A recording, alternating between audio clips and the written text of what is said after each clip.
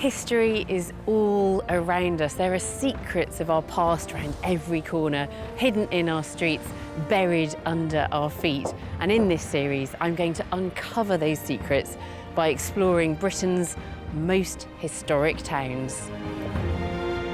You're in my way! Get out of the way! I want to find out which towns across the UK can reveal the most about each period in British history. That sent shivers down my spine. Yeah. That's amazing. I'll be deciphering clues in familiar landscapes, bringing lost landmarks back to life, and turning back the clock to reveal how these towns looked at key stages in their history.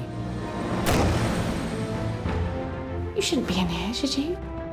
From the Stuarts to the Edwardians, the Plantagenets to the Civil War, I'll reveal the story of an era through the story of a single town. This week, it's the English Civil War. That's a good shot.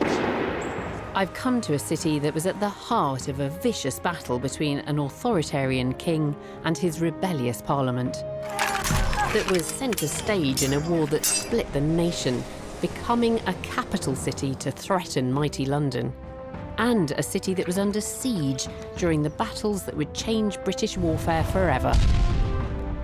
If you really want to understand the English Civil War, then Oxford is the place to be.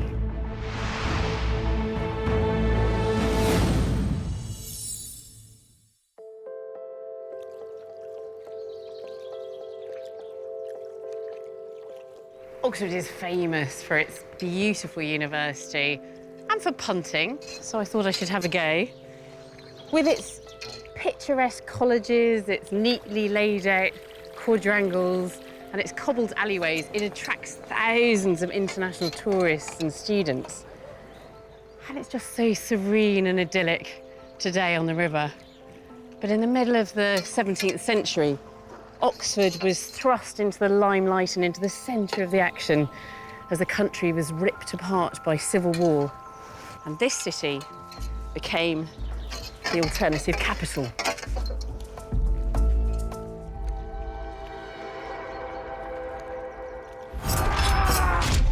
The English Civil War started in 1642 and played out over 9 years. At its heart was a deep divide between an autocratic King Charles I and his Parliament. Before the Civil War, King Charles had already been at loggerheads with his MPs for years. He believed he was appointed by God and could rule how he pleased. Parliament believed the king should listen to their concerns. But Charles enraged MPs by dismissing them and raising taxes without involving them. Adding to the volatile atmosphere, it was also a time of deep religious tension. Some members of Parliament had embraced a Puritan form of Protestantism. They believed that the king was dangerously Catholic in his beliefs and a threat to the very soul of the nation.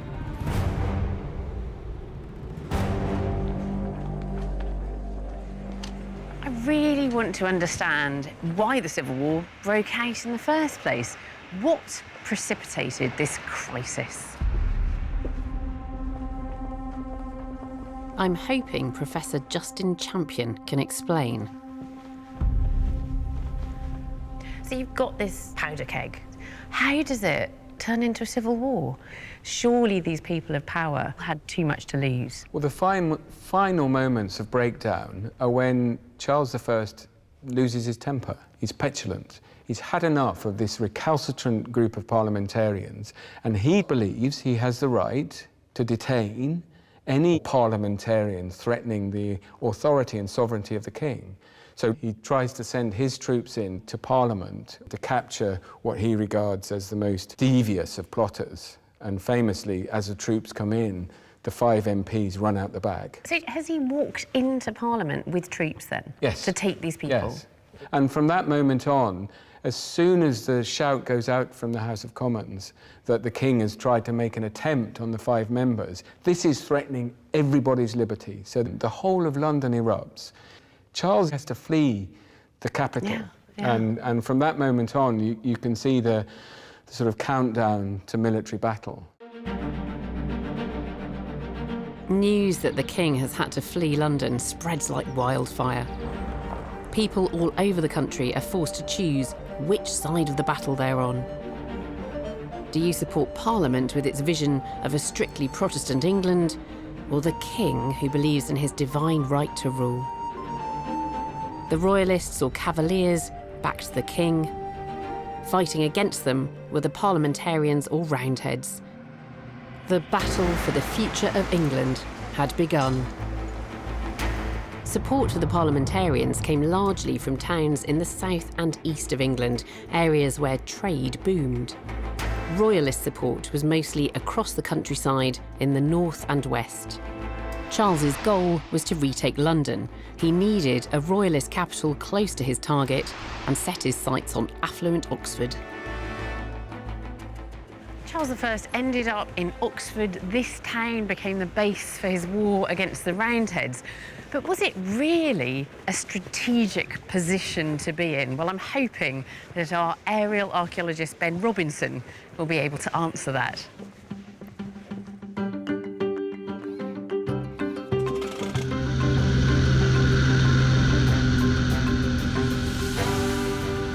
Oxford's looking beautiful today. Visibility is fantastic, and I'm getting a great sense of where it sits in the landscape as well.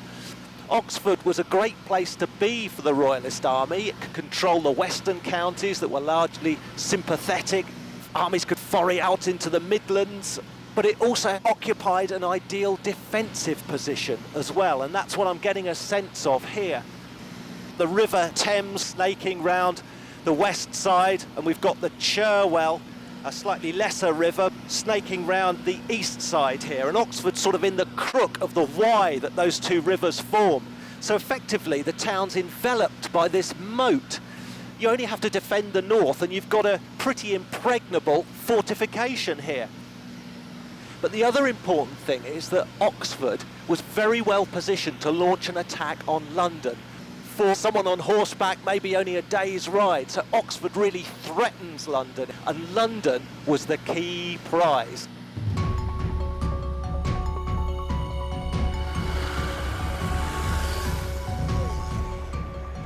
On the 29th of October 1642, Charles arrived into Oxford riding at the head of his troops, and he was met right here at Carfax, the crossroads. King Charles was a man who loved a bit of pomp and ceremony, and with his army behind him, he was cheered on by supporters from the city's staunchly Royalist colleges. Oxford was about to be transformed. Charles now had a new capital from which he could wage war against his enemies. The king and his royal court need somewhere palatial to stay.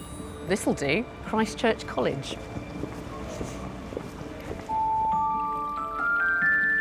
Christ Church is one of Oxford's largest colleges, and with its stunning architecture and refined grounds, it's easy to see why a king addicted to splendour chose it as his Oxford base.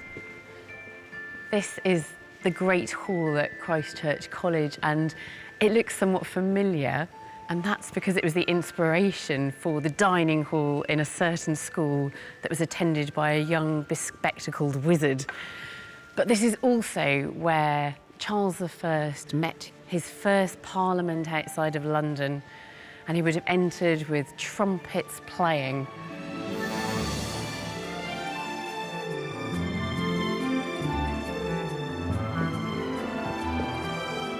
I'm keen to see where the king actually stayed at Christ Church. Writer and historian Professor Diane Purkis has agreed to show me round. Hello. Hey, welcome to Christ Church. Thank you, what a beautiful morning. King Charles must have felt very at home, I think, arriving here. I think that's right. It's such an incredibly palace-like college. And this college in particular was one of the largest. And it's obviously got plenty of room for his vast court. So do we know where he actually stayed within the college? Yes, he stayed in the deanery, Yeah. which was obviously the poshest accommodation that the college could find. Yeah. So Charles I would have been in here? Yes, This would have been his main reception room, Yeah. if you like.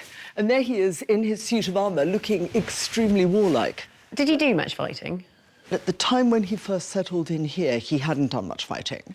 Because, honestly, though kings sometimes led their armies, they didn't really do their own generaling very much. The idea of a king doing his own kind of military planning and thinking would be a bit like a king cleaning his own shoes or doing his own washing up. Charles had generals for that. That was the point of them.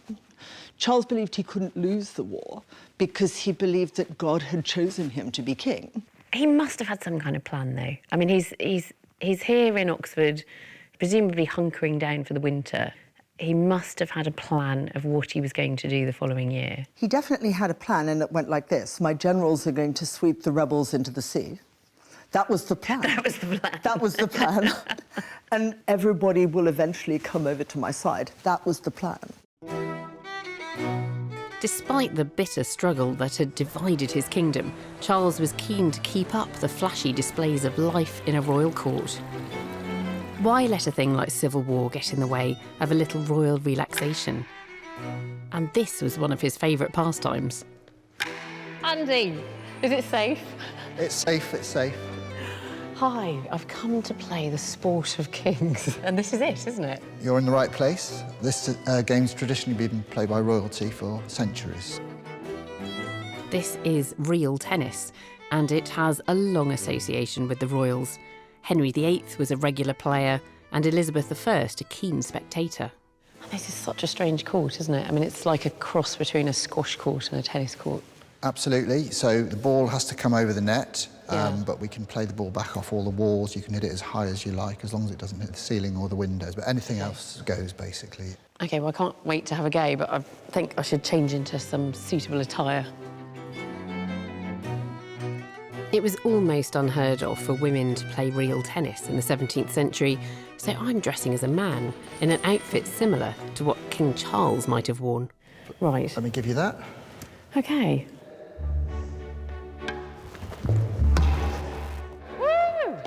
That's a winning shot. Well played. Oh, I can imagine Charles I doing this then. Getting rid of a bit of pent-up energy.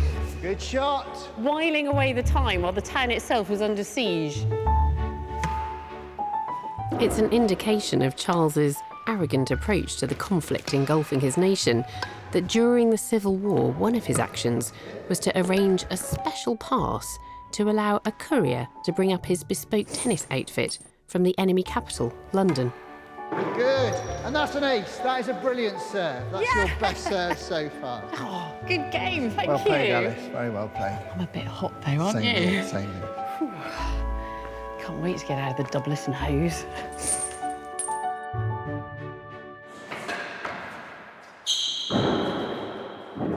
This is a great game. There's a madness to it. It's fun. I can see why Charles I enjoyed it. And, you know, you've got to keep fit if you're in a city that's under siege. But there is an element of this that is a bit like fiddling while Rome burns. The explosive divisions between the Royalists and the Roundheads would intensify. And on the battlefield, this war was like no other England had ever seen. I'm in Oxford. During the English Civil War, the extravagant King Charles I made this town his capital in the bitter struggle against his Roundhead enemies.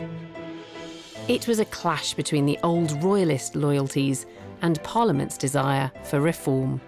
England was being torn apart along religious and political lines.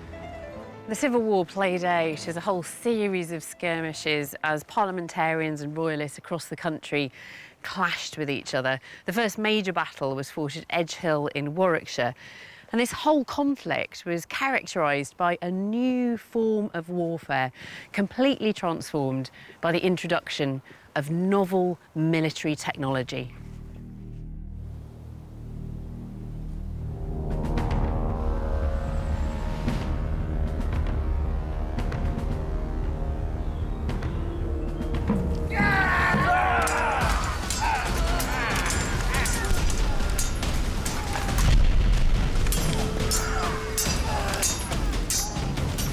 That's a sealed knot.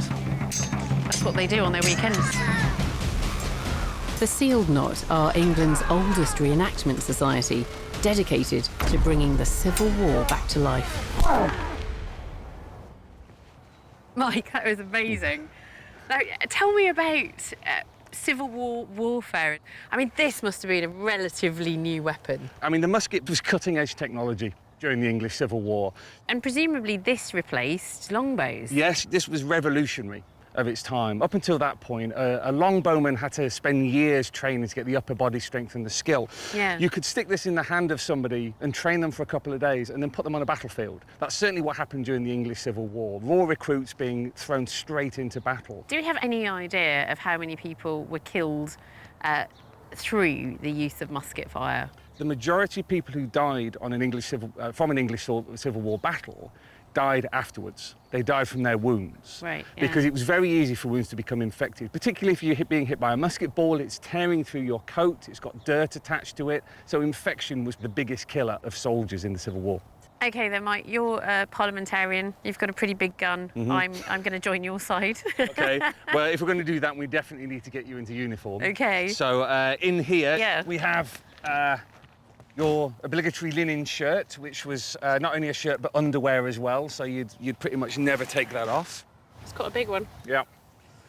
I'm not that fat. Believe me, this isn't necessarily flattering on anybody. And then that would identify what regiment you were in by the colour of the coat. Excellent. And the colour of the cuffs and the collar as well. Lovely. And you'd always have to have your head covered at all times, just for decency's sake. OK, yeah. So we've got you very indecent. a very authentic bobble hat. Yeah, Is this is based on a hat that was found in Copenhagen from the 1630s. A bobble hat? Yeah. Are you sure? Absolutely. So, How does it work? it's very simple. It's a tube with two holes in the end. Big one here, little one down there. Right. You'll see that just here, there is a pan. This holds a charge of gunpowder. Yeah. And can you see the little hole that runs through into the gun? I certainly can. The gunpowder will go through there Yeah. to the gunpowder that I'm going to put inside. Right. And you yeah. take a piece of match. This is slow match. That's not a match, that's a piece of rope. It's called slow match, Is which it? burns nice and slow and steady because you want a smouldering end of this rope Yeah. to put it into your serpent, so-called because of its shape, which is connected to the trigger. So that ignites the gunpowder in the pan, Yep. and then that then travels through into the barrel, Yep. and then it blows the gunpowder out, and if there's a musket ball in there, Yeah. it comes out too. Yes. That's the plan. OK. The musket may have changed the face of warfare, but it was prone to problems, failing to fire or even blowing up with devastating results. After your first shot? Well, of course, the proof is whether you can be an English Civil War musketeer is to fire one of these, a lead right. musket ball. Now, we're not going to do it by anybody else because that's obviously quite dangerous. Yeah. So what we're going to do is we're going to move somewhere safe and make sure nobody else is around so that you can see what that was like. To get a sense of the destructive power of a musket, I'm going to fire at a watermelon. Put that in the crook of your shoulder, Yeah. all right? And because I'm dressed as a parliamentarian, this is a Royalist watermelon. And when I say give fire, Yeah. you squeeze that trigger. OK. Ready? Yes. And give fire!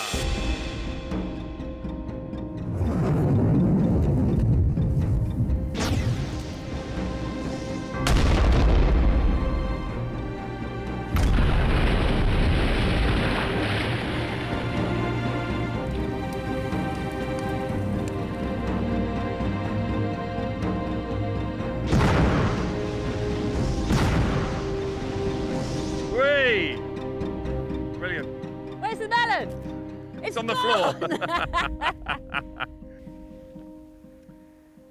So it's completely destroyed a watermelon. Yeah, it's gone through there, and then I can see a small hole through these. Yeah, and it's gone through the foam there, and that's it. So that's where my musket ball exited, smashing its way through that ply. It's just astonishing. I mean, that would go through several bodies. Yeah. This transforms warfare. The musket had intensified the brutality of the battlefield. The Civil War was no gentlemanly affair, Like all wars, it was nasty, filthy, and brutish. But it wasn't just on the battlefield where the hardship of war was felt. This is the Bodleian Library. It's one of the oldest libraries in Europe and contains some of the most valuable books in the world. Also a load of old documents, and I'm hoping that there's one in particular that can shed light on the impact of the arrival of Charles in Oxford on the lives of ordinary people. I'm meeting Dr. Catherine Murphy to find out more. Katie. Hello. Hi. Is this it? This is the book. Ooh, Come and have a look. Exciting. And this is an original document. Yeah, and what it is, if you look at the heading up here, it says an exact account of all persons being strangers now resident within the parish of St Aldate's. So what it is a census of all the people that are living in a particular parish of Oxford, so just one area around one street, who are not citizens of Oxford. Right. But they're billeted with the townsfolk. Yeah. So most of these houses would already have had maybe about 5 or 6 people living in them. Yeah. And then the king comes to town. And with the king come evacuees from other parts of war-torn England, soldiers, and the hangers-on of the courts. So, for example, Mistress Sparks, who is a tire maker, and that doesn't mean that she makes tires, it means that she makes attire, and specifically wigs. So she makes periwigs. And if you imagine the kind of extremely elaborate hair of the period. Yeah. But there are also various barbers. Somebody down here. Yeah. Mr. Is that Napper? Napper, yeah. The Prince's barber. And here we have a French lord, Monsieur de Saint-Paul, and his brother with 2 manservants. And they have ended up lodged in Oxford. With Susan Smith. With Susan Smith. Widow. A widow. Yeah. Yeah. So, would Susan Smith have been paid to have these extra They would lodgers? have been promised payment, which they never then received. So if you were to extrapolate from this to the whole of Oxford, what was the expansion in population at this time? Before the war, and before the king came to Oxford, there were between 8,000 and 10,000 people in the city. And then afterwards, there are at least 3,000, and sometimes probably more, who come into the city and come and lodge here. It does give you a real insight into, I think, the way that Oxford must have been transformed during those years. Absolutely. Yeah. The population of Oxford would increase by 50% during the Civil War. But it wasn't just the influx of people who came with the king that transformed the town. Oxford needed to be able to withstand invasion. It needed defences. The king issued a proclamation ordering the people of Oxford to build the fortifications around the city, and here it is.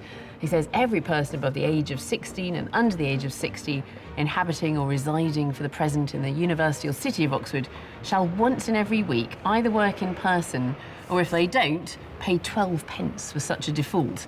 And then it says this is the way that the fortifications should be dug until they're fully finished, in this manner: that an hour before 6 in the morning, the government shall appoint one drummer to call the workmen to their work, and to continue at the works until 11 before noon, and a drummer do the like of 1 o'clock in the afternoon, and continue until 6 at night to encourage the workers at the work.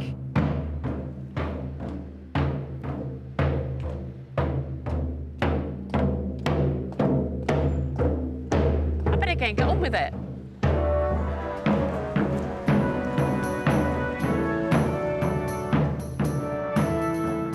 From November 1642, the Royalists embarked on an ambitious scheme of defences. Fortifications were to be built to protect Oxford, the King's new Royalist capital, from attack by his Roundhead enemies. I'm just approaching the Westgate shopping centre, and although there's nothing to see here today, the fortifications of the Civil War came up through the road there and then underneath these shops. The fortifications encircling the city are earth banks with a deep ditch and wooden spikes protecting the outer side. On top are heavy artillery cannons. As well as these defences, buildings across the city are transformed by the presence of the king. New Hall Inn College becomes a mint, the Bodleian Library a warehouse and repair depot. Small arms and gunpowder are stored at New College, and heavy ordnance and repair sheds fill Magdalen Grove. This once prosperous and peaceful city is now a royal stronghold and garrison at war. Next, I'm going to find out the devastating effect that the war was having across the whole country. The Civil War is the greatest human catastrophe ever suffered in the British Isles, perhaps after the Black Death. I'm in Oxford. If you scratch the surface of this beautiful city, you uncover the key role it played in the English Civil War. Dictatorial King Charles's defiance against his reform-hungry Parliament had torn the country apart. Oxford was bursting at the seams. The population had exploded as it became the king's base for his army and royal court. I think that when King Charles and his entourage and his army arrive in Oxford, massively swelling the population, that would have produced a huge strain on the already fragile infrastructure in the city. And I want to understand the effect of that on the ordinary inhabitants of Oxford. So I'm going to look at some very particular evidence dating right back to the time of the Civil War. And I'm also meeting up with an old friend.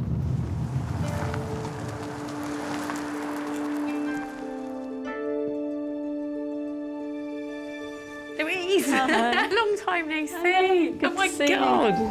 And what have we got here? We've got a Civil War skeleton. Yeah, would you like to have a look? Yeah. I've specialised in the study of human bones, and it was archaeologist Dr. Louise Lowe who first taught me to lay out a skeleton. These bones can provide us with a valuable insight into how people in Oxford suffered in a town that was stretched to breaking point during the Civil War. She's a young woman, late teens, early 20s. It's an unusual time to die. Have you seen anything in her skeleton which might be a clue as to what finished her off? We've looked really carefully at every bone. In particular, we were looking for evidence of trauma, which is something that might explain a sudden death in young adulthood. Yeah, so any injuries? Are there any sign? No injuries on her at all. No. There's no evidence to suggest why she died at such a young age. And what about the time of her death? Do we know when she died and when she was buried? Well, we know from the coins that we found with her that she dates to at least 1640. So she could quite possibly have died during the time of the Civil War while Oxford was under siege. Indeed, she could, yes. So I suppose that makes us think about the types of diseases that she would have been exposed to. Yeah, well, we know that at the time of the Civil War, there was an epidemic of typhus. And it typically affects places where conditions are overcrowded and you've got poor sanitary conditions at the same time. That's right. Yeah. And interestingly, we also know that in 1643, the local parish church was so overwhelmed with people to bury because they were dying suddenly that they had to close the burial ground. Oh, really? So that could explain why she's buried in a garden then? It's a possibility. I mean, if she did die of typhus, that would certainly explain why there's no mark left on the skeleton. It's something that kills you really quickly. We can treat it now with antibiotics, but of course in the Civil War, there were no antibiotics, no such treatment existed. That's right, and it's all coming together to suggest that this is our preferred interpretation at the moment. Yeah, it looks like it was typhus who done it. Yep. The discovery of a skeleton with a coin that can help date it so precisely is rare. And if this woman did indeed die from typhus, she wasn't alone. In the summer of 1643, as many as 40 people a week were dying of typhus in Oxford. The war dragged on, and it seemed as though there was little hope of any resolution. By May 1644, parliamentarian troops had reached Oxford. They were on the outskirts and they lay siege to the town, preventing any basic supplies from entering. By the end of the war, Oxford would have been besieged 3 times. But its experience as a Royalist stronghold under siege was by no means unique. Other Royalist towns, York, Chester, Worcester, Hereford, all suffered the same fate. Andrew Hopper is a professor of local history and is going to help me understand just what it was like living in a town under siege during the English Civil War.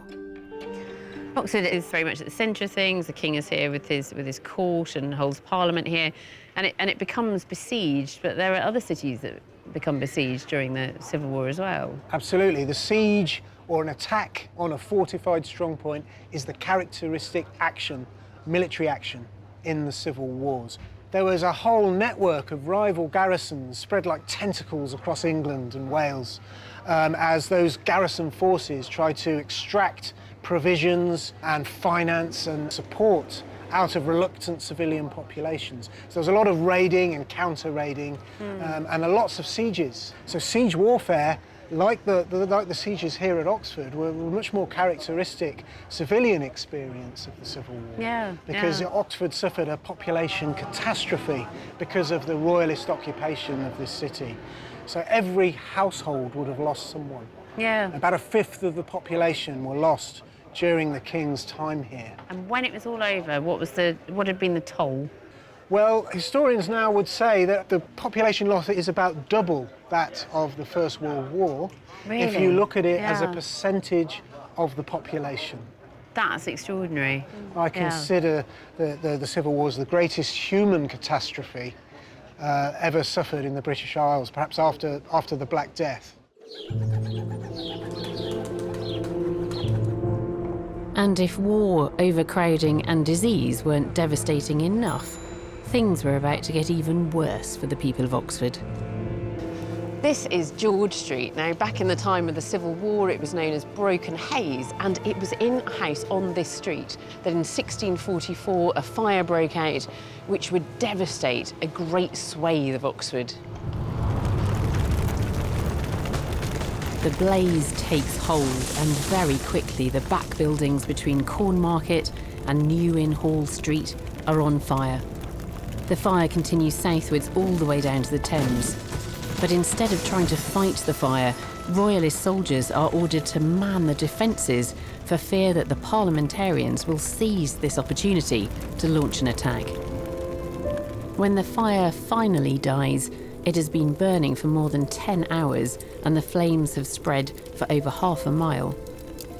Later reports estimated 330 houses were burnt down, affecting up to a quarter of the population of Oxford.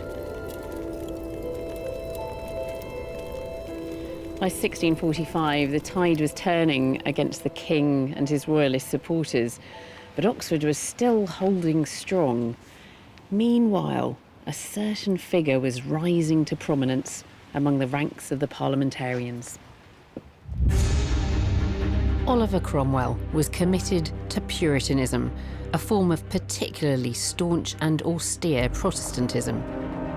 As an MP, he'd opposed the king's more flamboyant religious worship. During the Civil War, Cromwell had risen rapidly through the military ranks. He played a key role as the Roundheads drew the king's army into a battle at Naseby, south of Leicester. After 3 hours, the Royalists were defeated. The Roundhead victory would prove a bitter blow to the king. The Royalists had lost the battle.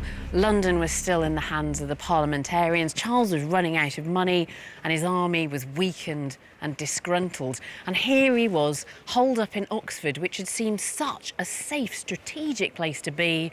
But now it was turning into a trap, as Ben Robinson can see from the skies.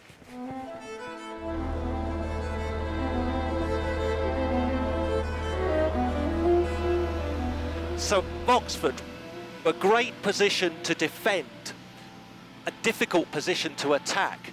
But what if you just wanted to sit it out? And that's exactly what happened during sieges. The parliamentarian forces cut off the town. They had their own rings of defences. They could take pot shots into the town. The Royalist army could do nothing. They could not risk breaking out in a direct confrontation. They were sitting ducks.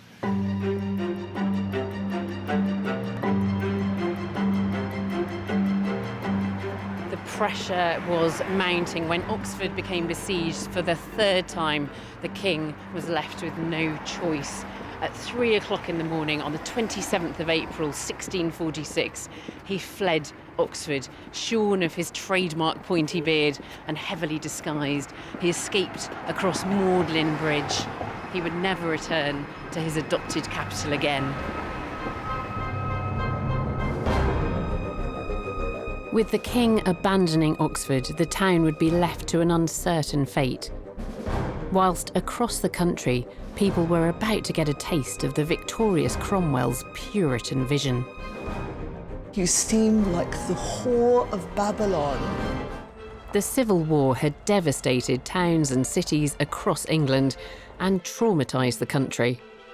Here in Oxford, the king's royalist capital, the suffering had been great. By 1646, the king had fled Oxford and the outlook seemed bleak for the royalists. After 4 years of fighting, the tide had turned against the king's forces and towns soon began to fall to the parliamentarians. The royalists only had control of pockets of North Wales and the South West. The rest of the country was in the hands of the Roundheads. Oxford was surrounded. King Charles was on the run and running out of places to hide. Marston is a quiet, pretty little village on the outskirts of Oxford, but during the Civil War, it was swarming with Roundheads. And if events had played out here differently, then Oxford as we know it might not have existed. I'm meeting historian Justin Champion again at a rather unique house in the village.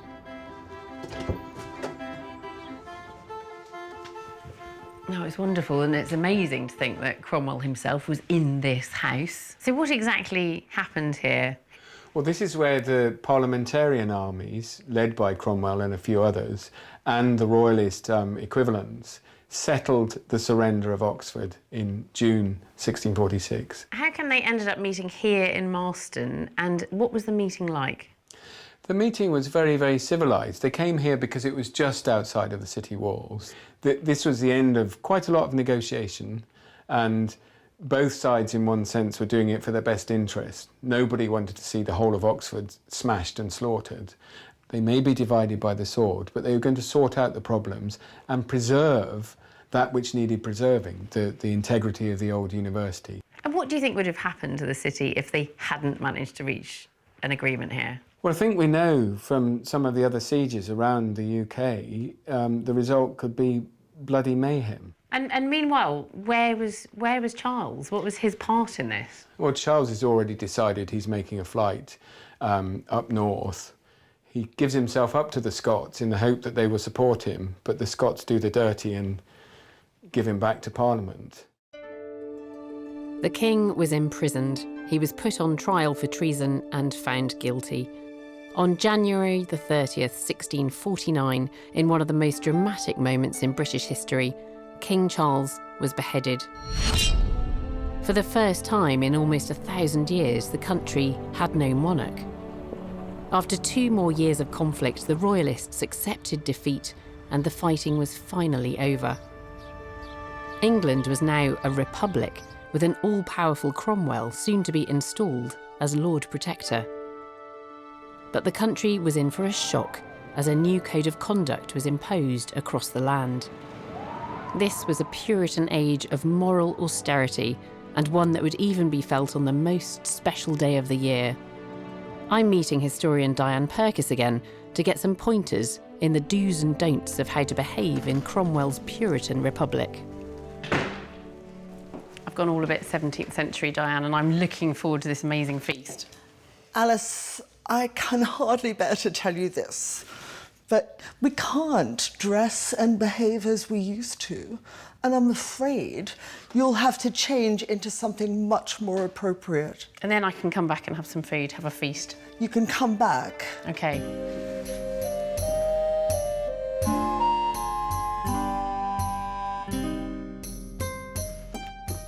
Right. Now I'm ready for dinner. You're not planning to eat this, though, are you? Absolutely. But this is a Christmas feast from the past. Delicious Christmas feasts like this have been specifically outlawed by the Directory of Public Worship. Well, do I look like a good Puritan now, then, at least? Well, I think there are a couple of issues that we still need to resolve. Your jewellery, to start with. It's showing, and it wasn't created by God. It was created by human beings. It's a vanity to have it there. And your hair? Remember, this is a fast day when we all show our devotion to God and really live our lives as plainly as possible. Oh, that's great. Oh, wait, maybe it isn't. Is your face painted? A little. Oh my goodness.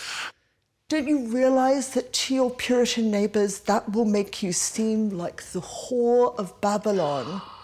Yes. Honestly? Face painting is a lie. Okay. It's a lie that besmirches God's truth. Here.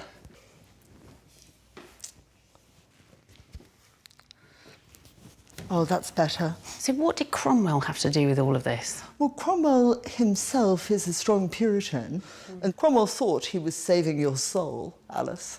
So we're not allowed to have a lavish feast. What can we do to have fun? What can't we do to have fun? We can't have very much fun. As soon as Parliament took over in London, it closed all the London theatres. Playing cards was a no. Dancing was a no. So it was hard to have a good time even if you did celebrate the feasts, because there wasn't a lot you could really do on them. And I suppose ultimately the Puritans had the army to back them up. Yes, Cromwell was a leading general, and like some third world dictators, was held in place by the fact that the army adored him, as they tend to adore successful generals.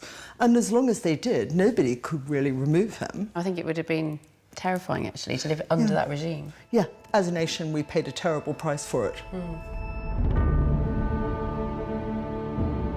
Cromwell's puritanical philosophy extended into all aspects of everyday life, so it was hardly surprising that the Republic was not universally popular. Added to that, there was infighting between parliamentarians and the military, but for several years Cromwell was undeterred and held strong. But then, in 1658, Oliver Cromwell died, and in a bizarre turn of events, almost as though this was a royal dynasty, he was succeeded by his son, Richard, and the army was not up for that. So the Republic was doomed to failure. Within a year, Richard had to step down as Lord Protector, and Charles II, the son of Charles I, was crowned king. The monarchy had been restored.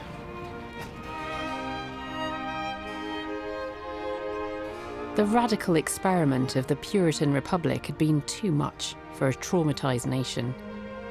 The country welcomed in the restoration of Charles II and the new hope it would bring, and there's a symbol of that right here in Oxford.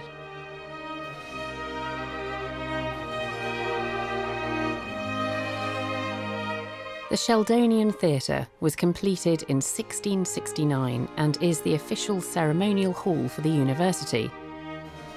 It was designed by Sir Christopher Wren, who had studied at Oxford and was a professor at the university. He would, of course, go on to become one of the most famous architects in English history. Wren's family were staunch Royalists, and there is definitely an anti-Puritan sentiment in the design of this building.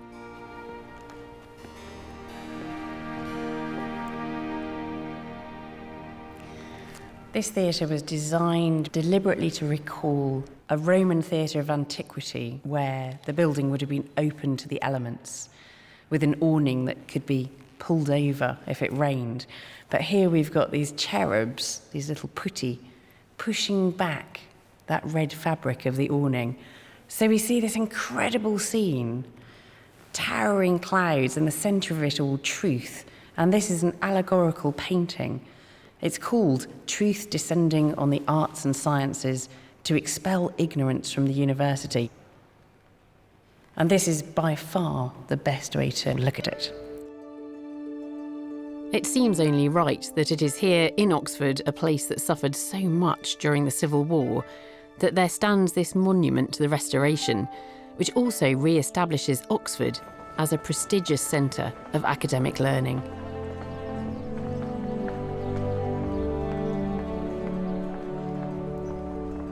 The 17th century was a time of revolution. A monarchy was replaced by a republic, but just for a brief time. Events turned full circle. We started with a king called Charles on the throne, and the story ends with a king called Charles on the throne. And Oxford saw it all. During the turbulent years of the Civil War, Oxford would be transformed into a fortress to defend itself from attack. Its people would suffer the very worst effects of the war. But it was a city that ultimately survived to tell the tale, and despite the many traumas suffered here, Oxford prospers to this day. If you want to understand the English Civil War and the impact it had on a nation, there is no better place to see that than Oxford.